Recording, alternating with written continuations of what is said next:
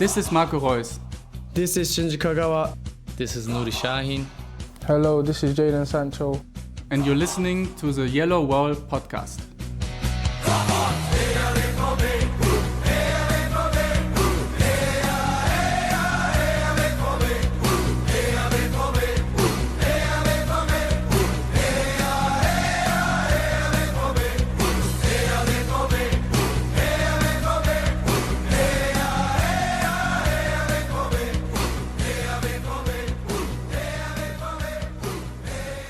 Hello and welcome to episode 422 of the Yellowwallpod. I'm your host, Stefan Butzko, and today we will talk about Borussia Dortmund's 3-0 win in the first round of the DFB Pokal against 1860 Munich, and we will preview Saturday's Topspiel against Bayer Leverkusen as the Bundesliga is finally back. For all that and more joins me Lars Pollmann. Hello Lars, how are you doing? I'm doing like ice in the sunshine because I'm melting away. It's a sweltering day in Western Germany, and I'm not a person that does well in heat, but what can one do? Yeah, I don't know. Maybe you have an AC, that helps. Yeah, I'm in Germany. We don't do that here. Yeah, exactly. That's problematic. Thankfully, we do have an AC here in the United States, so that is helping me keep cool. Sadly, we do not have a sponsor for this episode, but in lieu of that, I would invite everyone who is listening to subscribe to the Yellow Wall YouTube channel, as I'm now publishing almost daily the BVB update to bring you news of the day and other shenanigans. So please subscribe and, of course, watch. That would help me out as well. If you want to sponsor a Yellowwallpod episode, please go to our patreon.com/theyellowwall for more information. For $10 a pop, you can get a nice shout out at the start of our episodes. But Lars, that should be it with housekeeping, and time to finally dive right into the action as Dortmund took down 1860 Munich in style. It was a very fun game to watch in my book, and we had a first lineup. I don't know if it was surprising or not. I think I assumed Dortmund maybe start with a back three. But it was a 4-2-3-1 system when you had Guerrero, Schlotterbeck, Süle and Meunier in the backline, so no Hummels. You had Dahoud and Bellingham in midfield, and then on the wings you had Adeyemi and Malen and Royce in the center, and up front you had Moukoko. So, Lars, what did you make of that lineup and the game overall?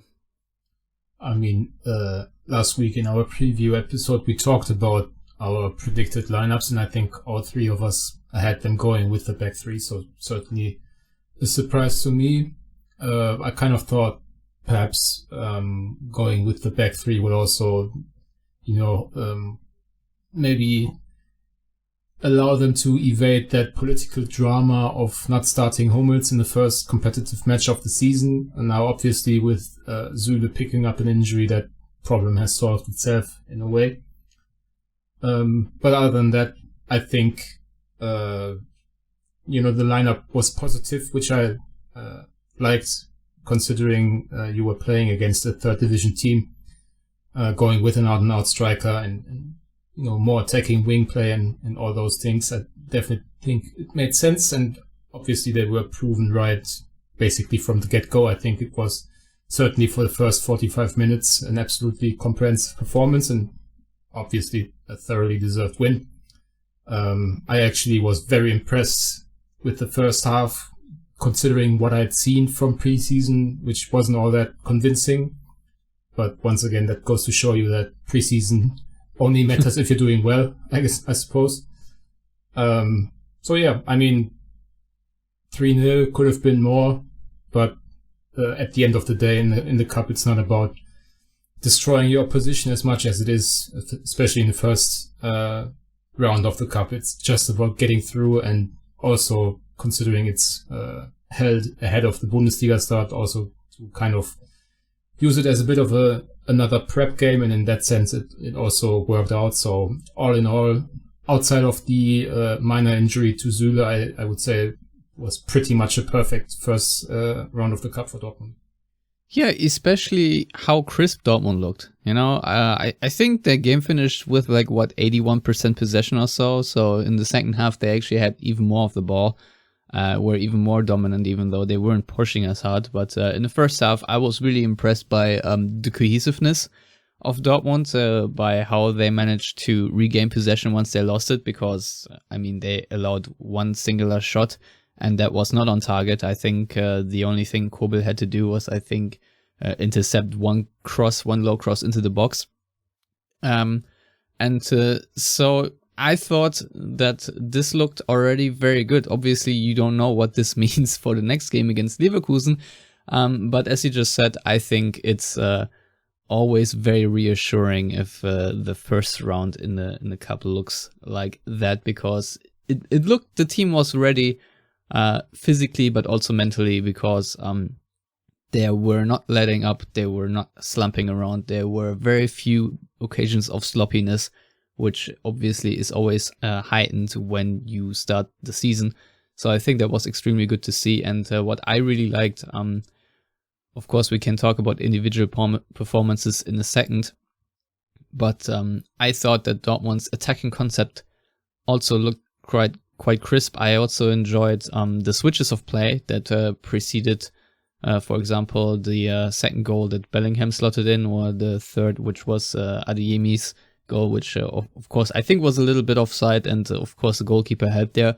But more importantly, the build-up to those two goals and a couple of other chances happened with Dortmund switching the play from right to left and sort of unlocking the opponents who were relatively deep lying that way. The first one I think was Adeyemi finding Schlotterbeck, and he then passed it on to Guerrero. And I think there was then the 1-2 with Malen and Royce later on, and then Bellingham wide open in front of the net, which is rare in such a cup game. And the other one, of course, I think it was Zulu who found Guerrero from right to left, and then a couple of seconds later you had Daniel Malen storm through midfield and then find Adeyemi, and a lot of space up there with a couple of overloads on the left side. So to me, that looked promising, because it looked like Dortmund had a plan and managed to execute it as well. And so in that regard, looking ahead of what's to come, I think this is very positive, because there were not too many schemes, let's say, under Marco Rose that I could instantly highlight, where I would say, okay, this and this is stuff they did repetitively that kept working out. Obviously, the opposition starting Saturday will be a bit tougher, so we'll have to wait and see if I can still heap the same praise on Dortmund. But for now, that was, of course, very encouraging. And Lars, most importantly, I think for us in terms of encouragement was probably the individual performance by Daniel Malen. Yeah, I suppose. I think Malen's first season certainly was a bit underwhelming, considering they signed him for 30 million, but I think there were also a number of mitigating circumstances which we can take into account. Obviously he was at the Euros in the summer, so had a bit late start. Definitely carried some extra weight in the first few weeks at Dortmund. A lot of expectations, making him out to be this Sancho replacement, which he never was really in terms of playing style. And then also I think he just had a poor start in terms of performances, not scoring in his first few games. And there's always, sort of a conglomerate of reasons why a player doesn't work out immediately, especially coming from an inferior league such as the Dutch Eredivisie. So I think it was always likely that Malen was going to have a better second season at Dortmund, just by acclimatization and all that. But I definitely think he also needs to be lauded for quite obviously spending a lot of time doing the work in the summer. I think he definitely is closer to ideal weight. I think we can fairly bluntly state that fact. He just looks much leaner, much more agile on the first couple of steps, which was always his strength at PSV, I found, whenever I watched him there. And kind of the first goal on Friday against 1860 was kind of the thing that you expect from Malen, because, the first step quickness, the decisive shooting selection, and then the good ball placement. That's kind of the bread and butter finish of the type of player Malen is, which is, not necessarily a striker, but also not your typical Dutch wide forward or whatever. So he's kind of a tweener in some senses, and definitely encouraging signs early in the season. Also considering that there's still, the question looming ahead of everything, which is who's going to replace the presumed scoring output that Sébastien Haller would have brought in. So both Malen and Adeyemi scoring in the first competitive match of the season is definitely a positive to take away from, although I would say that Adeyemi, despite getting praised much in the same vein as Malen by Terzic, in my opinion, had a somewhat weaker performance, just wasn't as involved. I think that might also have been down to the fact that both right backs of the opponent were quite poor, and obviously Malen's side was in that sense a bit easier to play on, I suppose. But also, I mean, looking at Adeyemi's goal, he not only was offside, but also that should never have been a goal. So I think there's definitely more room for improvement, from week to week now for Adeyemi than for Malen, who, if that's the baseline for the season, should be in for a very strong campaign. Yeah, it was funny that he really cooked Christopher Lannert, the starting right back for 1860, who had a booking after 12 minutes and had to come off for another right back. I think that was not injury related. So to me, that was kind of fun to see, and obviously, really spoke to the fact how dangerous Malen was in this game and how many problems he dealt to the hosts. And obviously, if we talk about Dutchmen, obviously I often think of Arjen Robben and his torment of Borussia Dortmund. But if we talk about signature moves, Robben was always the cut inside from the right and then scoring in the far corner most of the time. But for Malen, it's almost the opposite, as he cuts in from the left to the right and then finishes into the short corner, preferably with a daisy cutter. And the opening goal that he scored could have not been placed any better. The way it ping-ponged between the posts and then into the net, to me, it's just footballing poetry. What a beautiful goal. I'm a sucker for near post goals. So in that case, I'm very happy that he aimed correctly there, because I think Malen often manages to hit the post. So in this case, very much appreciated. But I do think we need to also briefly talk about Yusuf Moukoko, who of course sort of replaced Sébastien Haller, if you want to say that, because Haller of course hasn't featured yet for Dortmund. But he was a little bit criticized by the likes of Ronach reporters and whatnot, saying that he only had 7 touches in the first half and 17 overall, that his involvement wasn't the best. And obviously, I can't argue much against that, but I still thought he had a relatively decent game. Obviously, room for improvement is there. But going forward, maybe already with a look toward the Leverkusen game, if we want to transition a little bit here. What do you make of his performance and situation? I always think that people kind of misunderstand the type of player Moukoko is, quite possibly stemming from watching him at the youth level, where he just dominated everyone and everything. But also maybe due to his size and body shape and whatever, people seem to think that he must be this roaming striker, very involved, because his technique is quite decent, but and he's not as tall as most quote unquote number 9s are. But I definitely think Moukoko is a finisher, someone who's not going to be super involved in build-up and layoffs and whatever. He's going to get on the end of things, and he's going to take his shots. And even in this game, where he was relatively quiet with, I think you said 17 touches, that was still enough to have 2 or 3 shots, or at least decent opportunities to shoot. And, whenever that happens, that's a pretty good indicator of a player who's maybe 1 or 2 goals away from starting a streak, because we know the quality that this kid has from, both obviously the youth ranks, which doesn't necessarily tell us too much, but also from glimpses that he's shown at the Bundesliga level. So I'm not in the camp of criticizing him too much. I think we also have to take into account that he hasn't played much in the last few months. I think most of his minutes in the last 6 months or so came at the German under-21 level, where he also scored quite a bit. So I think a bit of relaxation almost is in order.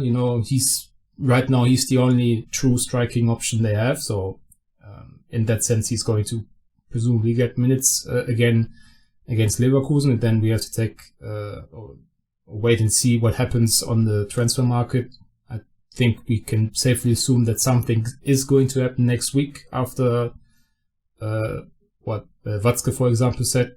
He gave a time frame of 8 to 10 days, at least one of which has already passed now. So yeah, full Watzke quotes in the BVB update if you want to listen to it.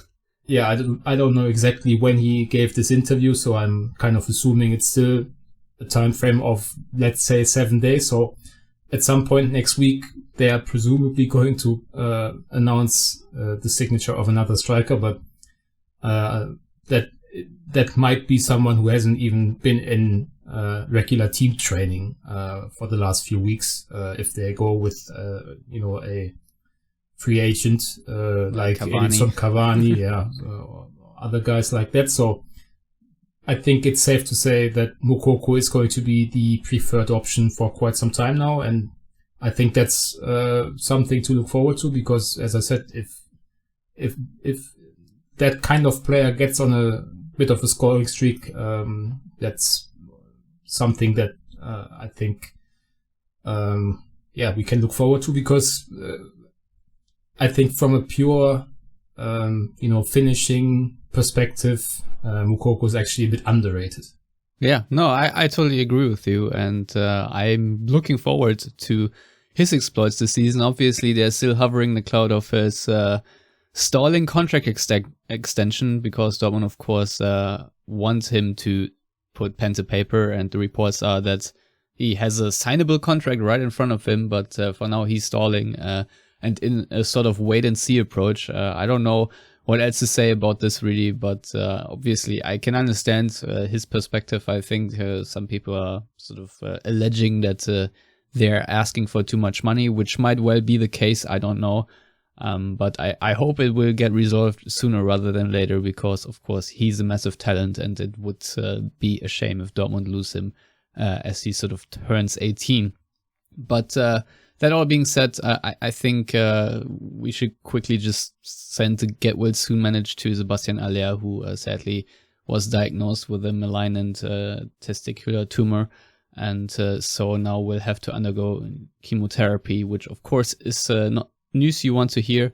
So from Lars and myself, get well soon, Sebastian. And I think with that we can segue to the Leverkusen match on Saturday. It will be the late kickoff, the Topspiel, whatever you want to say. Leverkusen, of course, finished third overall last season, 64 points behind, 64 points, 5 points behind Dortmund. I wish it were 64 points this time around. And I think they, if I remember correctly, finished first or second in the Rückrundentabelle. I think they were level on points with RB Leipzig, and there was like a goal difference. And of course, the last game between those two sides was a very embarrassing 2-5 defeat at home for Dortmund. But speaking of embarrassing results, Leverkusen did lose their first round cup match against Elversberg, who are a third division team. I think the final score was 3-4. And as in terms of personnel, Bayer Leverkusen are still without Wirtz, who is still recovering from his ACL tear, or whatever ligament tear it was. I think it was ACL, but maybe also an LCL. Whatever the case may be, he is not going to be available on Saturday for Dortmund. I assume Charlie Özcan will be out. Edin Terzic said at today's news conference that he is sort of ramping up training, but he missed the whole training camp in Bad Ragaz with Bruce. And I assume maybe if he's included in the squad, he might feature on the bench, but I don't really have high hopes. Obviously, out are also Gio Reyna and Matteo Morey, just because they're still not entirely fit yet. And Tom Roto and Felix Passlack are also sidelined next to Aller. I don't think I've forgotten anyone. Oh yeah, of course, Niklas Süle, which of course is problematic, Lars, and I think maybe one of the reasons if Dortmund lose this game, why they lose it, because, I'm not feeling comfortable with Mats Hummels going into any sprint duel against Diaby or Bellarabi or the likes of that. And of course, Leverkusen have a very stacked offense. So it's going to be quite the litmus test on match day 1. What are your hopes and expectations for that game? Well, first of all, I don't think it matters much if it's Hummels or Süle or Schlotterbeck or Akanji. No center back will look good in a sprinting duel with Diaby. Well, but maybe. It's all still relative, right? There are certain... some can recover better than others, let's just say. Yeah. Only if it matters by how much they're beaten in a sprint. Doesn't really make a difference. Just changes a bit the, approach. But I always think it's a bit overblown to always talk about speed deficiency when it comes to Hummels. He's not close to being the only center back in the Bundesliga who's not fast. And he's made quite a decent career out of, or with his shortcomings and limitations. So I think he can manage, and I think he's shown enough that he can manage these things. Plus, he's in better shape than in a long time, I would say. Yeah, and also they still have Schlotterbeck, who has more pace, who's also more aggressive, who can maybe take on some of those responsibilities in last line defense or whatever. So to make the assumption that if they lose, it's going to be because Niklas Süle is out is kind of giving Süle a bit too much credit after 45 competitive minutes at Dortmund, I would say. So fair enough. the game itself, I obviously didn't watch Leverkusen lose against, I think, a promoted side into the third division in Elversberg. But I did watch highlights, and it was kind of, in one sense, they also were kind of unlucky because they had enough chances to score 6 or 7 goals themselves. I think one of their goals, just like Dortmund's, was a clear goalkeeping error from Elversberg's goalkeeper. Yeah, Nikita Mazepin. Yeah, I didn't find he looked like him whatsoever then. I don't do now, but regardless. Leave me alone. I think he looks from behind the same way. It's just a haircut. But yeah, from the front, you're probably right. The thing that was surprising in a way is how unstable Leverkusen's defense looked. Even Elversberg, who scored 4 goals, were probably a bit unlucky not to have scored more. Yeah, definitely. I watched, 70 minutes or so. After 20 minutes, I decided to tune in. And let me tell you, Leverkusen were not coherent or cohesive, or when you call it whatsoever. Frimpong had an absolute shambolic performance. He was outplayed. He was frustrated. He got out-hustled too. It just... Overall, it just looked completely discombobulated, to be honest. So I don't know what else to say, Lars, but if Leverkusen replicate that sort of performance, they're going to lose by 7 in Dortmund. Even, set pieces and all. Obviously set pieces are kind of the great equalizer in these cup games because it's not that difficult to whip a ball in and go up for a header. But that was like headless chicken. It almost reminded me of some of Dortmund's worst defense over the last few years, which is never a good sign for any team.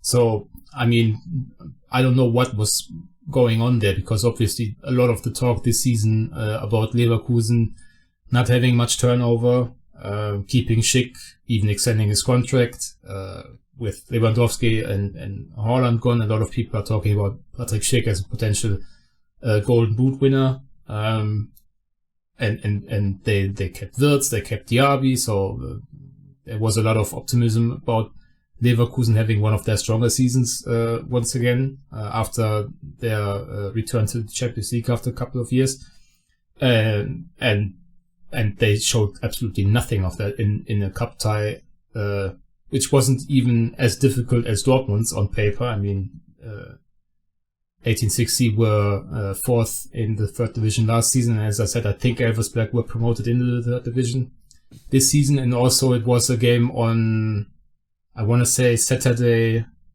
around noonish or whatever, or maybe it was in the afternoon, so it wasn't, floodlights,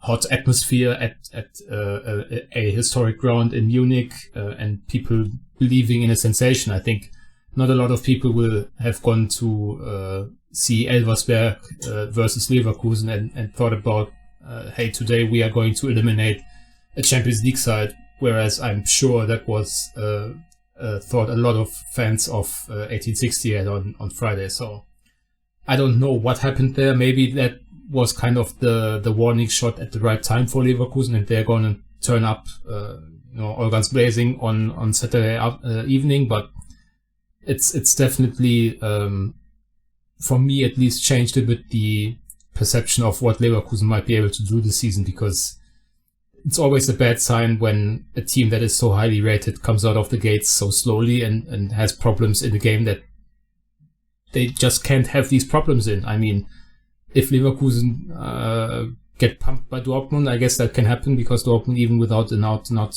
or a proven goal-scoring striker, I mean, individual quality in this tie is still going to Dortmund, I would say, if you look at it head-to-head. But, you can't drop out of the cup in the first round and expect me to believe in you having a strong season, I suppose. Yeah, I mean, obviously, it's a bit of overreaction Thursday here, maybe, because it's only one game and they can fix things, maybe. But then again, I'm much more comfortable with the performance that Dortmund showed in the cup, thinking that they're ready for Saturday, than Leverkusen, who were hyped very much. I think Derek Ray in his ESPN preview predicted them finishing ahead of Dortmund. So, we'll see about that, to be honest. I don't know. The problem is Leverkusen, of course, do have a lot of pace up front. They know how to defeat Dortmund, as they've shown in the last game, by playing on the counterattack. And maybe they'll do that again. It's still the same coach, so he might still apply the same game plan. I don't know, but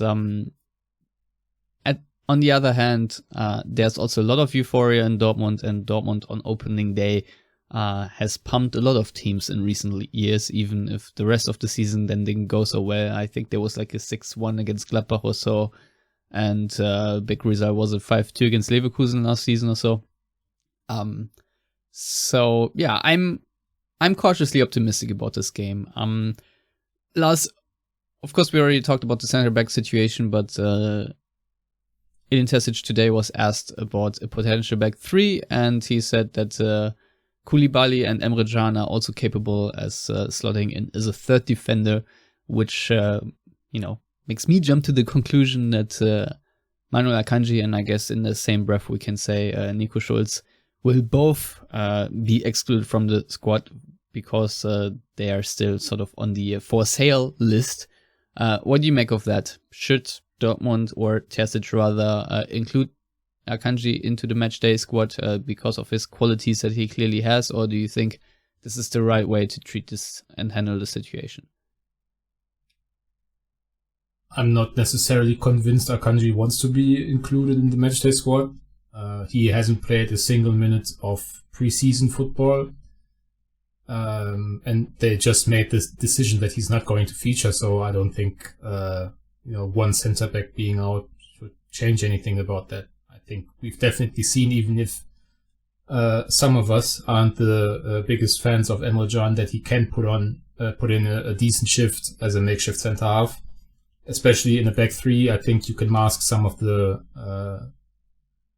lack of perhaps, natural instincts for that position, because he's obviously been a defensive midfielder for most of his footballing life.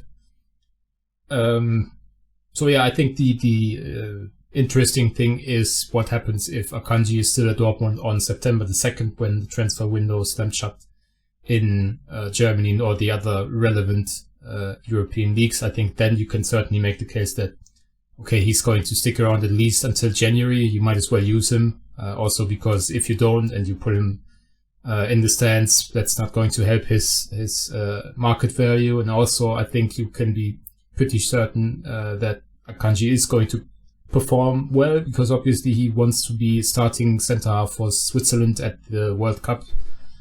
And that's not going to happen if he doesn't play for Dortmund for half a year. So I think that's the more interesting question. I think Schulz, regardless, has played his last game at Dortmund. Don't see any reason or way for him back into the team. But yeah, for Saturday, I would be absolutely shocked to see any changes in regards to Akanji and Schulz. And I also think, by the way, that Salih Özcan is going to be in the squad, because they have 20 men in the Matchday squad these days.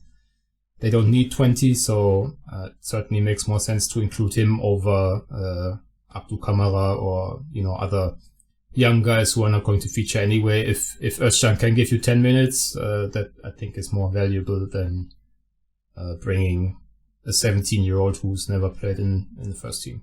Yeah, I mean, maybe we'll even say the likes of Renan Moray on the bench, just because you can, if that makes sense. So I wouldn't be surprised by that.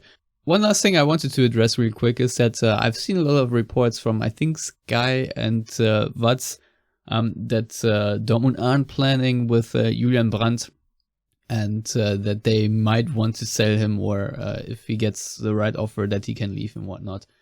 On the one hand, I understand that sentiment, but I don't think those are really reports. I've seen it from English language outlets parroted that those were reports. I think this is more of an opinion or analysis or conclusion or whatever you want to call it.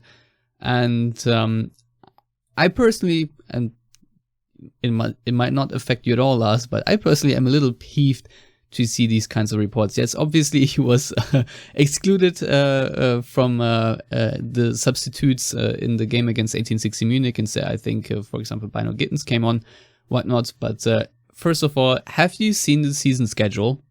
And second of all, Julian Brandt had an decent last season, and he still has a certain amount of quality. Obviously, for a role player, he's overpaid. I understand that point.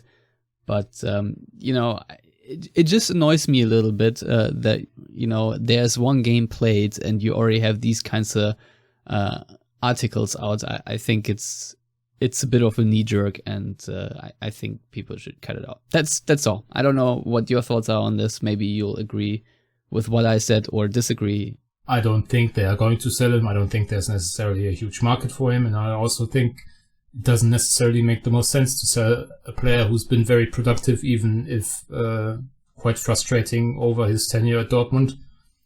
I don't think he's among the highest paid players at Dortmund, seeing as he came from Leverkusen, who don't pay top dollar in the Bundesliga, if you want to say that. So I can understand some of the logic in saying that Terzic sees him as pretty much a pure number 10 because he doesn't have the pace to play on the wings. I can get behind that, but then you can say that both Reina and Reus have quite the injury history already, and B, they are quite versatile, especially Reina. I could easily see him play 3 different roles in couple of different systems. So if you wanna in air quotes get rid of someone because of wages that are too high or whatever, I think you could more easily look at Torgan Azar, for example, who's been available less often than Brandt and who's been less productive than Brandt, even if from a pure positional profile, perhaps Hazard makes more sense to keep around because he's a winger. But then again, I would argue that right now I would probably rather have Brandt play out of position on the wing than play Hazard. So, but definitely I do agree that, after one game and 90 minutes, it's a bit of a knee-jerk situation. I think there's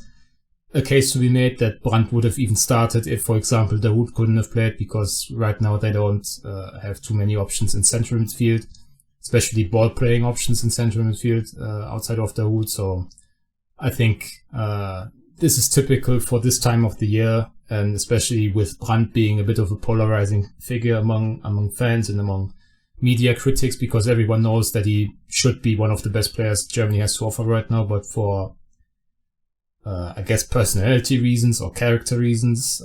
Just doesn't have that dog in him, Lars. Yeah, I mean, it sounds kind of dumb when you say it like that, but I think there's always something to it when we talk about mentality or character or whatever. I think if you look at the natural talent of Julian Brandt, he should not be at Dortmund at the age of 26 or 27 or however old he is. So I think from that perspective, I can understand that he's an easy target to make rumors about, but I don't foresee him going anywhere in the next, 3.5 weeks or so. Yeah, no, totally agree with everything you just said.